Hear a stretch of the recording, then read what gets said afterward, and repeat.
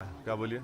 BJP के national leaders भी आ रहे हैं सर, पहली बार जीएचएमसी में ऑलरेडी उनके नेशनल, आज जावड़ेकर साहब भी आ रहे हैं और सर। उसमें सर ये कहा जा रहा है कि ये लड़ाई जो है वो देश प्रेमियों और देशद्रोहियों के खिलाफ है। उनका ये पोल एजेंडा है, वो इसी बात पर चुनाव लड़ने वाले हैं। खुद स्टेट प्रेसिडेंट ये कह रहे हैं कि ये लड़ाई देश प्रेमी और देशद्रोही के बीच की लड़ाई है। ऐसा है ना कि किसी बीजेपी के लीडर को अगर आप रात में उठा देंगे और बोलेंगे पहला नाम बोलो, बोलेगा ओवैसी, दूसरा नाम बोलो, बोलेंगे गद्दार, तीसरा नाम बोलो टेररिज्म, चौथा नाम बोलो पाकिस्तान, तो वो क्या कर सकते हैं? लोगों को आदत से मजबूर है। बीजेपी को ये बताना चाहिए कि 2019 के बाद से उन्होंने तेलंगाना को और ख़ास तौर से हैदराबाद की आवाम को उन्होंने क्या फाइनेंशियल हेल्प की।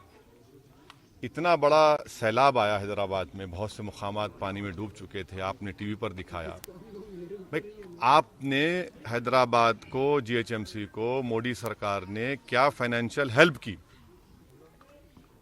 अगर आप हेल्प कर देते तो यकीनन बोल सकते आपने कुछ हेल्प नहीं की। तो जाहिर है हेल्प नहीं करने की बुनियाद पर, कोई मदद नहीं देने की बुनियाद पर अब इसको एक कम्युनल रंग देने की कोशिश कर रहे हैं। यहां पर कुछ होने वाला नहीं है। आवाम जानती है, जनता जानती है।